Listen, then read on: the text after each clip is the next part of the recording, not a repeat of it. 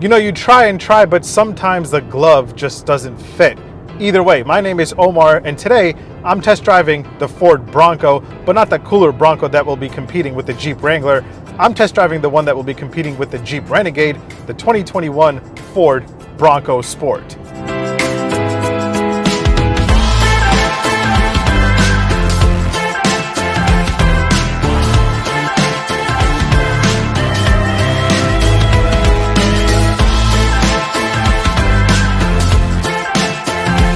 So yeah, the Ford Bronco is back, and along with it, we now have the Ford Bronco Sport, which is the Bronco of small SUVs, and it's actually pretty cool and pretty rugged. You can still take the Bronco Sport off-roading because it still maintains its SUV-ness with standard 4x4 across the lineup. That being said, let me give you a tour of the 2021 Ford Bronco Sport Badlands trim, and then I'll give you my opinion on what I think about it. But before I do, make sure you hit subscribe, make sure you hit like, because it's good for you. All right, let's do this. Now, before we get into everything else, let's take a look at some of the cool and interesting things that you should know about the 2021 Ford Bronco Sport, because this thing is pretty GOAT. GOAT-like, greatest of all time? Not really. Over here, GOAT stands for goes over any type of terrain. Now, the Bronco Sport here has a bunch of GOAT modes, and you can pick them by using this knob right here. Now, as you're circling through the drive modes, you'll have a nice little animation play. This is slippery, this is sport, and then you have eco, and then you have normal. Really liking these animations. And once you get to the off-roading drive modes like mud and ruts, you'll have an animation play along with a change in the background in the gauge cluster. So check this out. This is mud ruts, and that has its own background. And then you have sand, and that will have its own background. And then you have over here rock crawl, which will also have its own background. So that's really cool touch.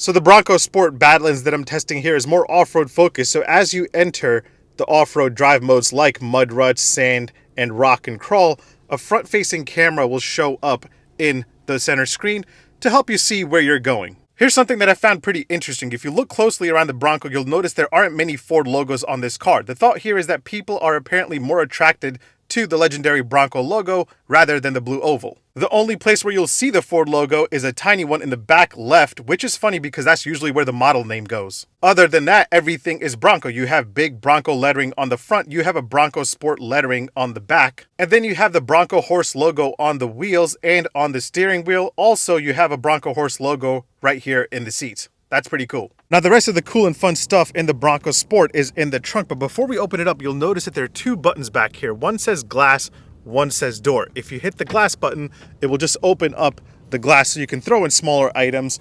And then the other one says door, and once you hit that, it'll open up the whole trunk, giving you access to a lot of cargo room. You have 35 cubic feet with the seats in user position, and with the second row folded, you have a massive 65 cubic feet. That is really impressive. Now, there's a bunch of stuff going on in the trunk, so let's do a quick rapid fire session of all the cool things that you can find back here. First up, the Bronco Sport has an actual bottle opener back here, so if you forget a bottle opener when you're going camping, the Bronco Sport has your back. Now, say you're out camping and it's dark outside and you need to look around here or in the cargo area, the Bronco Sport has adjustable LED lighting to help you do that. That is super cool and very, very convenient. You have some hooks back here to hook your camping gear, grocery bags, or any other items. And then you have some outlets for your charging needs. You don't have any USB ports back here. And then the overall trunk is made of a rubberized material since this is a rugged SUV. And if it gets dirty, again, you can just hose it out. Now let's get into how much the Bronco Sport costs. The base model starts at $26,820. The top of the line, the Badlands right here, the more off-road focused one, starts at $32,820, and then you have a limited run of 2,000 units for the first edition, which starts at $38,160. So yeah, the Bronco trim that I'm testing here is the Badlands, and as tested here, you're looking at $35,745, but it does come with a little bit more for your off-roading needs. So to go wild in the wilderness, the Badlands will give you a higher ground clearance. There's about 9 inches of ground clearance here. You'll get an advanced 4x4 system with a twin clutch rear drive unit. You'll also get these really cool 17-inch wheels that are wrapped in 28.5-inch all-terrain tires. There's a metal bash plate so you don't damage the underbody with the rocks you're going to climb over on your adventures. And then you have something called trail control, which is basically cruise control for when you're off-roading. You also have a front 180-degree camera so you can see what kind of terrain you're about to climb over. And quickly, the cool thing here is that if the lens for the front camera gets dirty, there's a washer to wash away all the dirt. And then the Badlands will give you front tow hooks just in case you get stuck. And then you have rubberized flooring all around this car. In case you get the inside really dirty, you could just hose it all out and clean it away. Next up, let's talk horsepower and torque. The Bronco Sport can be had with a 3-cylinder EcoBoost, but my test model here is powered by a 2-liter 4-cylinder EcoBoost, giving you 250 horsepower and 277 pound-feet of torque, and that's mated to an 8-speed automatic transmission. And that makes the Bronco Sport Badlands here pretty zippy. I clocked 0 to 60 in just 6 seconds. That's impressive to me, and you have a top speed of 125 miles an hour. Now, before we talk about fuel economy, check out this little Easter egg that I found when you open the fuel cap. There's a nice little callback to the older generations of the Bronco. Now, when it comes to fuel economy, you get 21 city and 26 highway. You have a 16-gallon tank capacity. I'm averaging, after a few days of driving, a total of almost 23 miles a gallon. That's not bad at all. Next up, let's talk about the exterior design of the Bronco Sport, because even though this isn't the cooler Bronco, it still has that brawny and tough Bronco look. The Bronco Sport is meant to be the Bronco of the small SUVs, meaning it's still pretty tough. As with all Broncos, 4x4 is standard and you should still be able to goat, which is why it looks pretty goat. Okay, I'll stop using the goat reference. But that being said, in my opinion, I think the lines between all these SUVs and compact SUVs and subcompact SUVs is really starting to blur. I honestly can't tell what compares to what anymore. The Bronco Sport here is about 10 inches shorter in length compared to the Ford Escape, so don't think of it as another Escape or Escape replacement, even though it sits on the Escape platform. It's similar in size to cars like the Jeep Renegade, the Nissan Kicks, the Honda HR-V, but I honestly think the Ford Bronco Sport and the Jeep Renegade are definitely the best looking out of the bunch.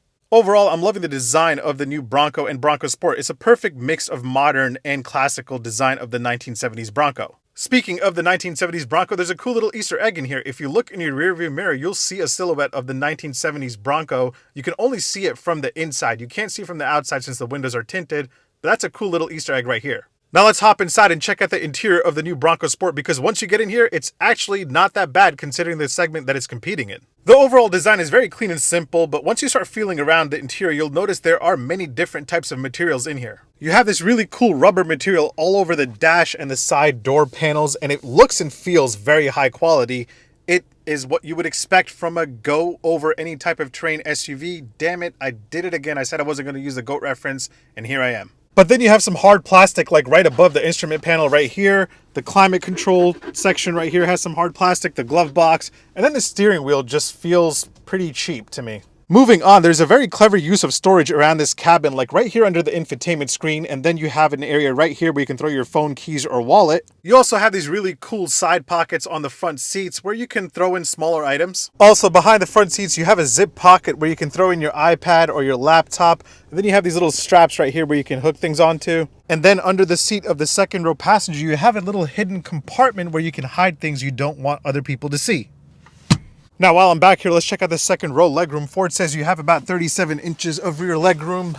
That's my seating position. I'm about 6 foot tall. As you can see, it's not a lot of legroom at all. Let's talk about tech really quick. I'm not going to get too deep into it, but every Ford Bronco Sport comes with this 8-inch touchscreen display that houses the Sync 3 infotainment system. You have Android Auto, you have Apple CarPlay. So that's it, and it's pretty easy to use. It's not that glitchy. It doesn't freeze up. It's pretty straightforward. And it's pretty nice. Finally, I want to point out that there is something called the Badlands package for $2,595, and my test model here doesn't have it, and it will give you heated leather seats, a heated leather steering wheel that will swap out this cheap feeling steering wheel. It will also give you a power moonroof, remote start, a really cool Bang & Olufsen sound system, wireless charging, and much more. Now, before I give you my opinion on how it is to drive the Ford Bronco Sport, let me point out a few random things that I love to show all of you. You have 4 cup holders, 2 in the front, and then you have 2 in the back for the rear passengers. Here are what the keys look like for the Ford Bronco Sport. No Ford logo, you have a Bronco logo. Pretty nice. Door open and close sound from the outside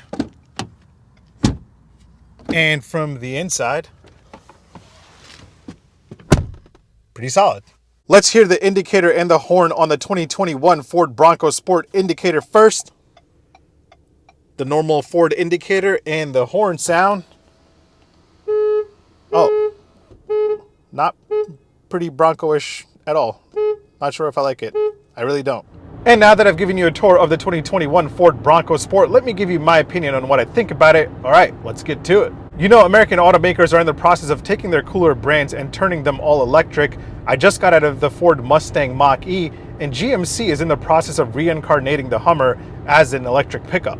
I thought that Ford would throw some EV thing into the Bronco, but they didn't. In my opinion, the Ford Bronco Sport would be a good contender for an electric vehicle. Currently, the Bronco Sport is available with a 3-cylinder EcoBoost, or the one that I'm driving here, a 2-liter 4-cylinder EcoBoost, making 250 horsepower. Overall, this thing is pretty zippy. I was able to hit 0 to 60 in about 6 seconds flat, but nobody cares because people buying small SUVs don't care about 0 to 60 times, and they don't care about handling. They just care about getting from point A to point B, and when it comes to that, the Bronco Sport is perfect. I don't think that a lot of people that will be buying the Ford Bronco Sport will ever take it off-roading, but if you are, make sure you go for the Badlands one that I'm driving here. If you're not going to go off-roading, save your money and go for the base model, the Big Bends or the Outer Banks. By the way, I love the naming going on with this whole Ford Bronco Sport thing. This color is called Area 51, and then you also have Cyber Orange. Pretty cool.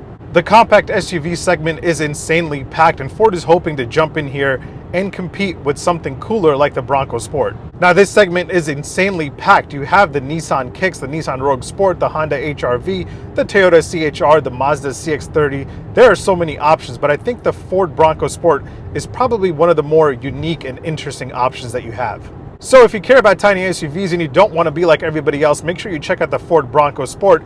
Either way, thanks for watching. Make sure you hit subscribe. Make sure you follow me on Instagram and on TikTok. My handle is @OmarDrives. I'll catch you on the next one. Take care. Peace. Just a cool Bronco Sport. Let me see if my glove fits. No, still not fitting.